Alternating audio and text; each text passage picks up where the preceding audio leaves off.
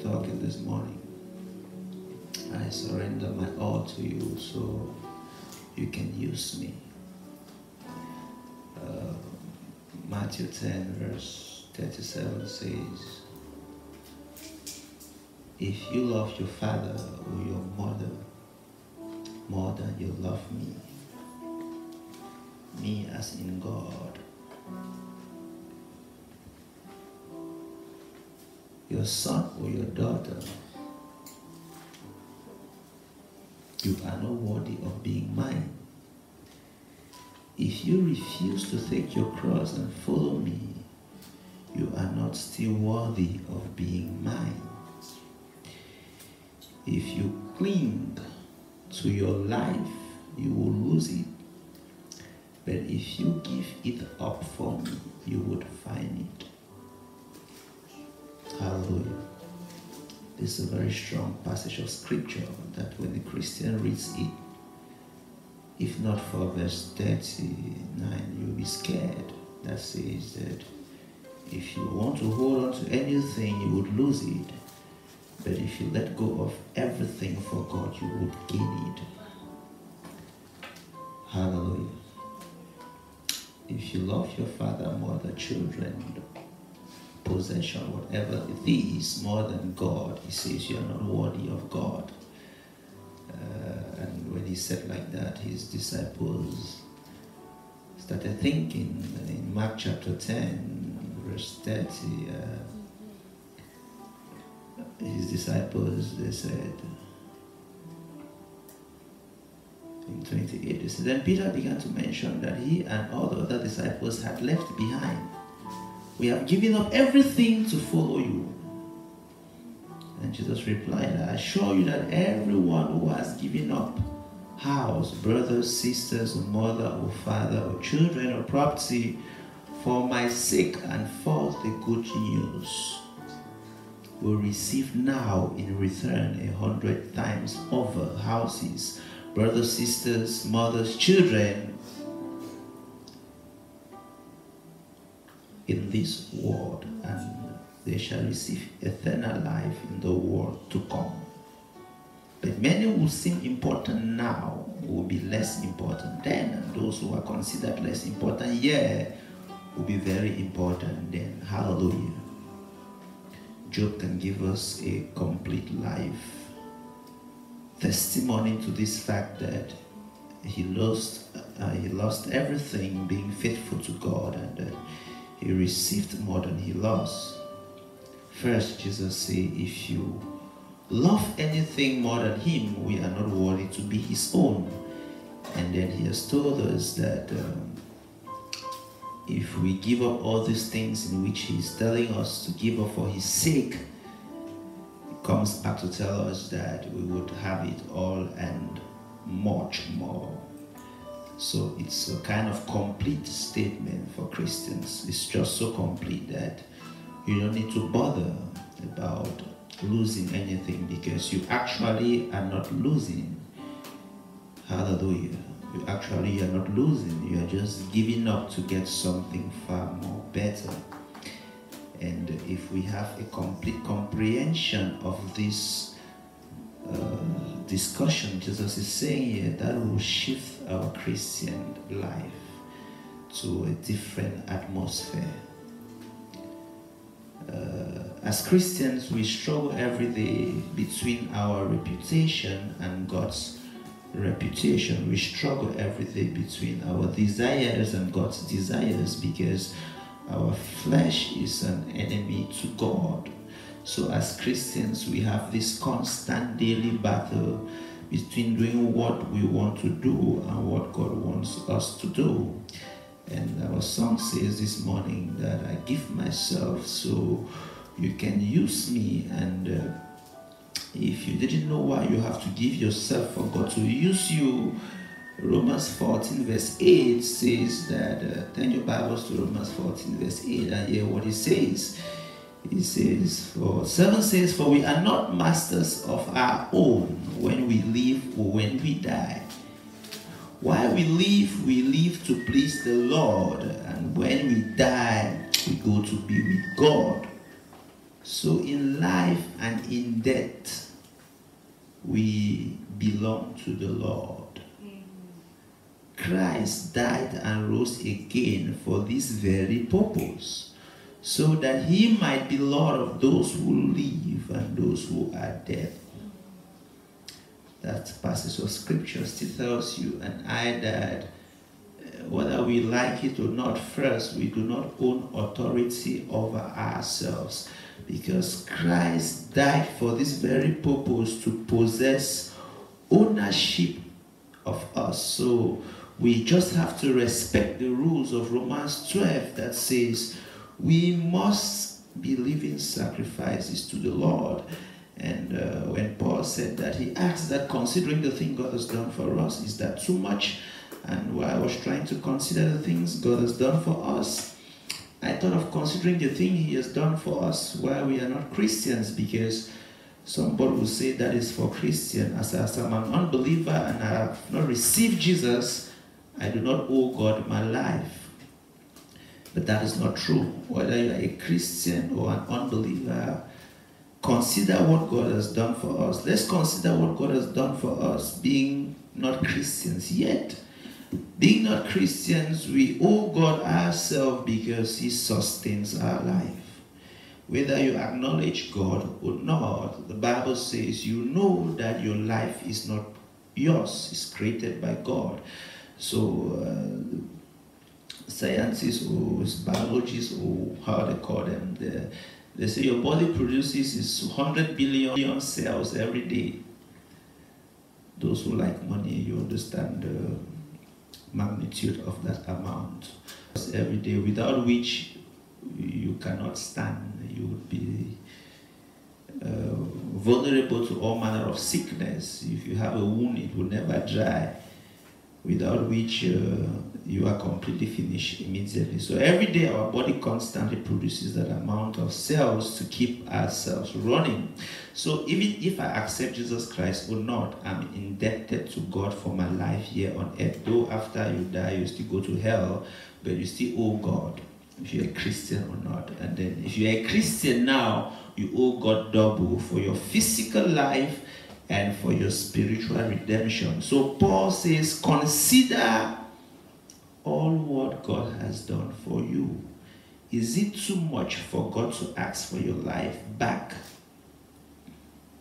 as a living sacrifice? Hallelujah. Hallelujah. Is it too much for God to ask for your life back? Considering that you don't even own yourself. Considering that God owns you while you're alive and while you're dead. So I say, as we live, we always have this issue between ourselves and God. It's a daily fight, myself and God. And scripture has already told you clearly that anything you choose above God, you will lose it. And everything you give up for God, you would have it. So it tells us now that fighting for ourselves limits God's blessing, because we can only go as far as our abilities can help us. And fighting for God's interest is the best, because it would cover up your interest and much more than you could afford for yourself.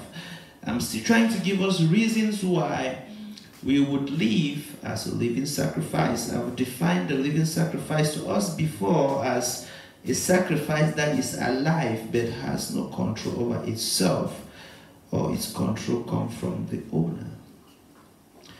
So there is thing I want us to get through today so we can help ourselves, because in the course of our spiritual growth, the Bible says you receive 100-fold of what God has seen you abandoned because of him. And beside it says you also receive persecutions alongside God's blessing. Persecutions.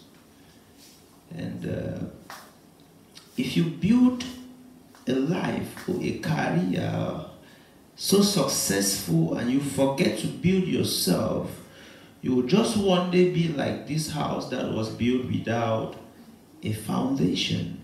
Because no matter how skyrocket your house has become, if you are tempted and you don't have a proper response to that temptation, they say a fool in one day will destroy things that has taken years to be built. True or false? True or false? And the worst part of it is we're in the Android generation that it's no longer the courts that controls the war. The internet controls the war, and you can be answering questions on the internet, you don't even know where you're answering to. People just keep controlling your life, and you are confused, and maybe some things you did and there wasn't a problem with it, and maybe 10 years down the line, they came up, and then now you start apologizing to the society. Why are you apologizing to the society? We apologize because of our reputation. Now the question is, 10 years ago, did you apologize to God? No, because we have put our reputation before God. And I want us to see how God deals with us because He loves us. I want you to understand that God respects us and He loves us and He wants us to be respected by the society, but to a certain extent. And beyond that extent, He will deal with your reputation to save your soul. As far as God is concerned, it's better for you and I to go through shame in the society and our soul be safe. Do we understand? As far as God is concerned, your soul is so important that if God wants you through His scripture, through brothers and sisters, and we don't hear what He says, He would expose us to be tortured by the devil so our soul can be safe. It's an act of love, actually. It's not an act of punishment. Because the punishment you have or the disgrace you and I can have in this war will never in any way compare to the pain we will have if we lose our soul. Hallelujah. It will never in any way compare to that pain. So when you say you give yourself away to be used by God, God expects a complete giving away. And a complete giving away means that anytime you give up something for the sake of Christ, God sends back that thing to you 100-fold. And the devil also will come with temptation towards that. There is a void in the heart of every rich person. There is a void in the heart of every star you admire. And the void is they ask themselves, so after I have built this wonderful dynasty, someday I'm going to go away and I will talk like King Solomon. Who will continue from where I have ended? There is a void in every person's life like that. And God doesn't expect Christians to have such a void in your life. He doesn't expect you that after you have done a wonderful performance, you return back home and you become a desperate person. You start thinking if you should commit suicide or not. Because in the quest of becoming wealthy, you have to understand what is at stake. All of us want to be wealthy. And all of us are working so hard towards that. And we have to understand what comes with wealth. You all will be wealthy. Reason being that God has already blessed humanity with wealth. See, somebody got angry that why do you call Africa a poor country? It's a fat lie. And it's true. Because wealth is stored in resources, and God has blessed Africa with all manner of what? Resources. And if you call Africa just that, if we go now, because if you go now and start writing and refusing, if they ask you in an exam, you say no, Africa, you will fail. That's what they have indoctrinated us since we were growing up, which is a lie, you know. Even from education, they have lied to us seriously, and it has become our way of thinking. So we just believe we live in a poor part of the world, which is not true. But that is how we have been taught. So we all are running towards wealth, and our definition of wealth is money. Money that is made out of wood. That we are, is made out of wood, right? Is money made out of wood? It's paper. It's printed paper. You know, in those days there was no money. People do trade by barter.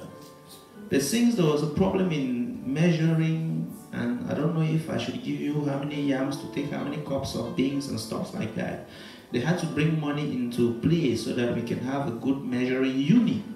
But there wasn't any money, which means everybody was enjoying the resources of God and everybody was wealthy, and your wealth was attributed to the resources you have. Probably your size of land and cattle and everything, which means we are very still wealthy, but we do not know because of how society has evolved and definitions have changed. But in your quest of having the physical cash, I want us to understand what awaits us. We will always have a problem of God's reputation and man's reputation. And I look at Nebuchadnezzar, the Bible says he had a reputation he wanted to protect. And God warned him a couple of times that you can't go above me. That's what God told him. Nobody heard when God was warning him. God was speaking to him silently. But as God spoke to him, he refused to hear. God spoke to him in public now and sent him to the forest and decided to use 7 years to save Nebuchadnezzar's soul from going to hell. So imagine God using 7 years of turning somebody into an animal because of his soul. I'm trying to make you understand how important your soul is to God and what length God will go through to save that soul if the devil wants to drag it into hell. God will get to a point where he doesn't give a damn about your reputation in the society. But it's not that he will do it initially. No, initially he talks to us. The Bible says he went and spoke to David and instantly David repented. That's how God treats us. But our soul is so important to God that he will go through whatever means possible to save those he calls his own. And I'm encouraging you today that if you find yourself in such a position, forget about the society. Your life gives no account to the society. You're accountable to God, and all of us, the Bible says, we all are accountable to who? To God. That's the first accountability you have in your life. Your life is accountable to God first. And if you're at peace with God, everybody, including your enemies, will do what? Will be at peace with you. I'm emphasizing on this because we have been so caught up in our society. We have been so caught up in our desires. We have been so caught up in the war, and our struggle is we are trying to go back to who we were when God created us. It's a nice place to be because it is less stressful like you would think. It is less stressful to just be there and hear God tell you what to do, how to do it, and when to do it. It is less stressful to fail in doing something and God tells you, my son, my daughter, that is not failure. That's actually dying to rise again. It is less stressful to stay in the will of God than to stay in opposition to God's will. It is less stressful to live your life as a complete sacrifice to God. Hallelujah. It is less stressful. It says anybody who loves any of these things above God says you lose it. And anybody who gives up any of these things because of God would gain it. We're talking about Christians fighting at the levels of the court and disgracing God. And a Christian sister of mine told me, if a Christian borrows my money and doesn't pay, I'll lock them up and I'm still a Christian. I said, of course, you are still a Christian, but it's not permitted in scriptures. They said, no, that's the foolishness of Christianity and so on and so forth. And I asked a question like I asked my brother the other day, that if you are in a family, like this is your brother, your blood brother, and you guys have a fight, I know there are mad families who go to court, but those are exceptions. But will you just pick up your sister and go to court to fight over properties and disgrace the name of your family? Somebody told me, Pastor, I cannot. I said, so we hold the name of our family with so much respect, but we are unable to hold the family of Christ with the same respect. God said, if they have to use you and deceive you, I'm not saying you should be careless. If you're dealing with a Christian brother or sister, and you have to study them to know if they are worth your trust. And there are cases where they are really worth your trust, but circumstances in life made them to fail you. You have to let it go. The reason you're letting it go is because God will give you 100-fold of what you're letting go. That is the reason. So you're not like losing actually. You are basing your mind on that I cannot disgrace God now before unbelievers to see me fighting with my Christian brother or sister. You can try all the normal ways to make peace with them. You send somebody to go and beg, and the Bible says try, even take them to the church and discuss the matter. But if the person, so whoever calls themselves Christian, refuses to listen to the advice of the church, he says consider one an unbeliever and send them out of the church. He did not say send them into prison. He says just stay out of such a person. But God's reputation comes before our reputation. Reason being that when we lost our reputation to protect the reputation of God, God gives you a reputation, and a better one. But when we tarnish God's reputation to give name to our reputation, our own reputation will be tarnished, because nothing protects it and the devil will destroy it. You know, when I read the life of many singers, let me say non-Christian singers, if you take a detailed study of their lives, you begin to cry. I read one the other day, they said she smoked cannabis for 30 years as banga. And after 30 years, she was trying to go to rehab to come out of smoking for 30 years. She was married to 5 husbands, 4 husbands and 4 children, and always divorced. She even got married to a therapist, and they divorced after 7 years. A therapist. So would you know that somebody was singing to thousands and hundreds of people on a stage, who goes back home and finds comfort in smoking weed? Immediately they show you the person back at home. What will happen is you just leave that home. That I cannot be listening to somebody who is already dead but living. There is void in any life that is not living for Christ. That's what I want us to know. There is a void for every life that is not living for Christ. And there is fulfillment in every life that has been given up for Christ to use you. There is fulfillment and a peace that comes to you that you cannot get it from anywhere. Jesus is so precise here. Whoever is loving mother, father, brother, sister above God is not worthy to be called a child of God. God is jealous. He has told us that he is jealous. Women can give you a definition of jealousy. He says he's jealous and he's jealous. And he wants our life because he has done everything possible beyond human level to save you and I. There is a need for us to live for him. There is a need for you to live your life for Christ. And there is a need for you to regularly check, what am I living for? Every day, what am I living for? What am I living for? There is a need for that. As a Christian, you have to. I say, have whatever you want. The Bible doesn't have a problem as long as it has no competition between God's interest for your life and your own interest. You can have as much as you want. God has no problem with that. But come to a level where you have a solid foundation. You have a good transformation of your personality as a Christian. Come to that level where you have been so much. Look at something in Colossians. When you read it, you'll be shocked. I want to turn about to the book of Colossians and see what the Bible is saying in Colossians. He says your life has to be seasoned so that you have the right response. Colossians 4 verse 6, it says, let your speech always be gracious, seasoned with salt, so that you may know how to answer everybody, not some people.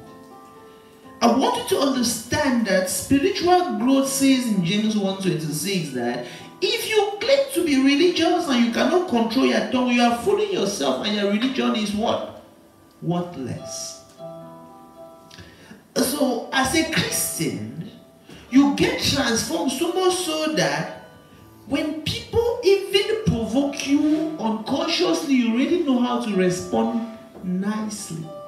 You don't say words that when they come and tell you that you said it, you refuse.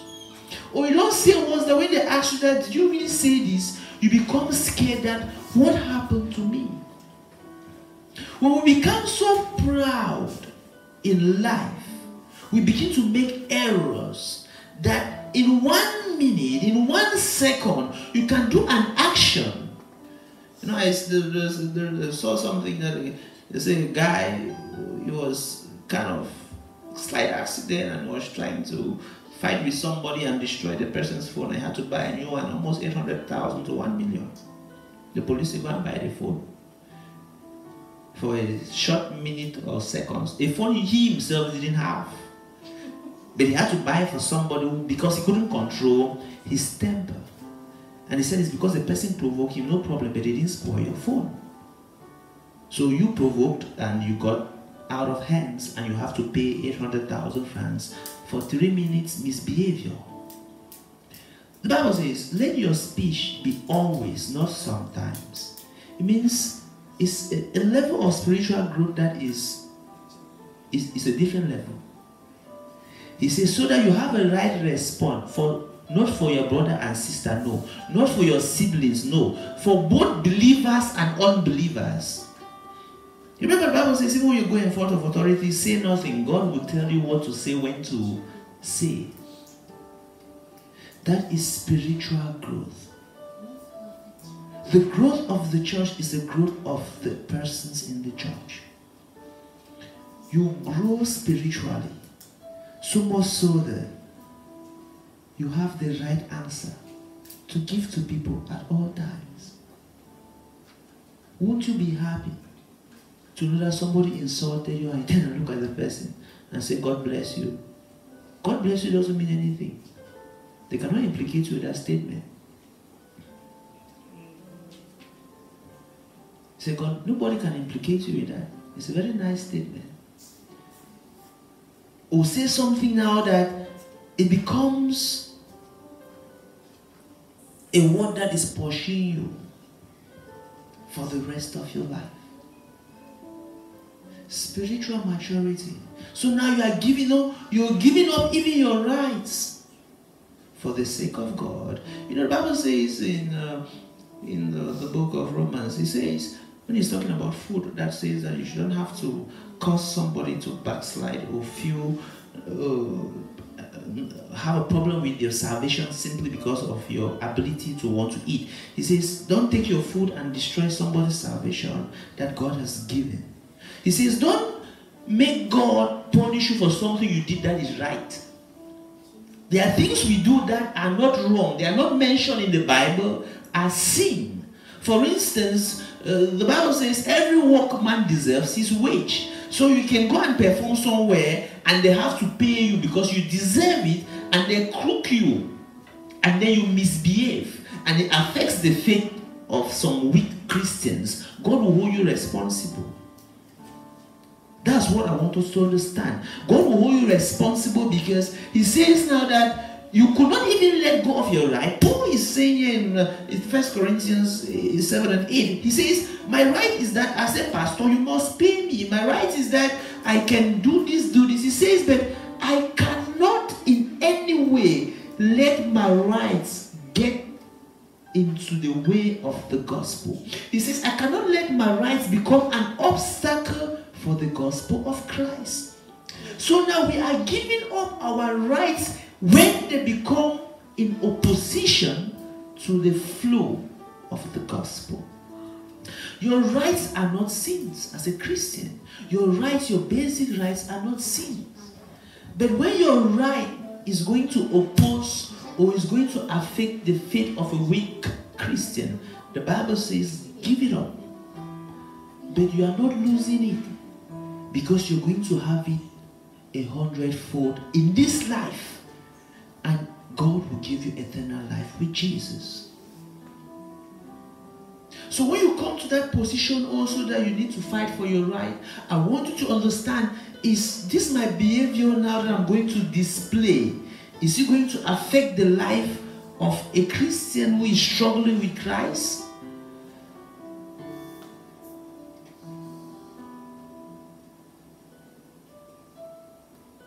Hallelujah. Is it going to affect the life of a Christian who is struggling with Christ? If there's a reason, I will give it up. I better be wrong. I better be mashed for God to increase. I better be decreased and let God increase. That's giving up things because of God. Giving up things to protect the reputation of God. Your reputation, your desire for things, they will always be in collision with that of God. But you have to understand that there are some things that are not even seen. But God expects you to let go so you can encourage a weak Christian to grow in Christ. That's who a Christian is. When Paul was crying in Philippians 3, he says, there are some things you do, it doesn't just show like you are a Christian. He refuses. That there is no way they can even prove that.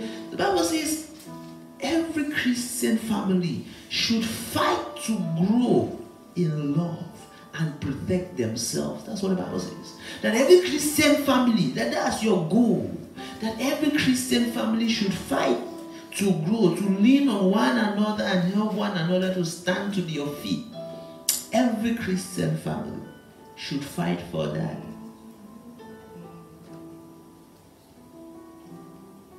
Living our lives and giving up things for the sake of Christ is not losing them. It's investing in the kingdom of God, and God will give you much more. Hallelujah. God will give you much more. I pray that we gradually come to an understanding of all of this. It's a gradual change. I said since the fall of man, we are running like computer with viruses, and the word of God is the antivirus that has come to clean back our life. And it's cleaning it gradually as you do not oppose it, you do not grieve the Spirit of God inside you, just allow it to be working. Allow the Spirit of God inside you that tells you when something is not going that, okay, balance. Allow it. God loves you so much, and He's ready to fix you until you become perfect. And in that fixing, there's going to be pain. But it's because He's turning you into somebody far better than what the devil has done with our lives. Your career that you're building, God wants it to stand. But He wants you to stand first before you build the career. What I'm trying to tell you is that you can build a career and don't build your life. It will work. You can grow a church and you are not grown spiritually. It's possible. It's very possible. But the issue with that is, as you have grown a career and you are not grown, you are not having a firm foundation, that career is nothing but air. Because the day any wind is coming, it will blow it off and you will see. Our friends who sang a song, one popular song, I've forgotten the name, and was jumping up and down around Cameroon, calling here and there. The person was just flying up and down. But At the moment he thought he had made it. So you can do things and you think you have made it. No, you can only make it in Christ. You understand what I'm saying? You can only make it in Christ because it's only Christ who knows what he wants you to make. So you can do things and blossom and you think that life has rewarded you and you say, okay, I'll shift away from God. I've already gotten what. That's why we should be careful with our lives. Because sometimes people have money and they believe God, they don't need God again. Because they don't even know what they needed in the first place. It's God we need. And we need him. As we keep growing, we keep needing him because the problems of life keep increasing. So we keep needing him the more instead, not less. My prayer for you is that I want to see all of us someday happy, successful, happy family, happy friend, happy person alive. Not that you are so grown up there and people are looking up to you and you're crying all the time. Or you have the world be asking you questions and you don't even know where you stand. Because you build your career and you do not build yourself. Start by giving up things to know God. Know God for yourself. Undo, they say they have brainwashed people. Of course, if your brain is dirty, they need to wash it. The scripture brainwashes us, it's true. It removes the dirty things in our mind. Brainwash is like car wash. There's nothing wrong if they say you're a Christian, you've been brainwashed. I was asking mommy because those people say we have taken white man religion and that's why we are suffering. They that are not taking a religion, what about them? Because they are suffering more than us. And they are telling that they are Christians, you are suffering because... But be that kind of a Christian that will not say that rubbish to you. In the first place, why would you choose to be Lazarus when there's Abraham? All of them went to heaven. Be that kind of a Christian who, no matter how prosperous Abraham was, did you hear anything about him? No. But immediately Lord saw a little bit of prosperity, his head started swelling. And he remained empty at the end of the day, even lost his wife. But Abraham, no matter how he was blessed, it did not even touch him. He remained faithful to God. So God has no problem allowing us with whatever we want. But at every point in your life, do not put God in that place where you'll be trying to choose him over family, trying to choose him. Jesus said, I've not come to bring peace. He said, I've come to put problems between mother, father, brother, sister. Why? Because if a wife is a believer and the husband is not a believer, it's obvious they'll fight. True or false? That's really bringing problem. If a child is a believer and the father is not a believer, they'll fight. So Christianity, Jesus said, it has come to bring instead problems. We should start making you make choices. You have to choose sometimes over family. It's bad, right? We are servants of God. And being a servant of God means you carry your cross and follow him.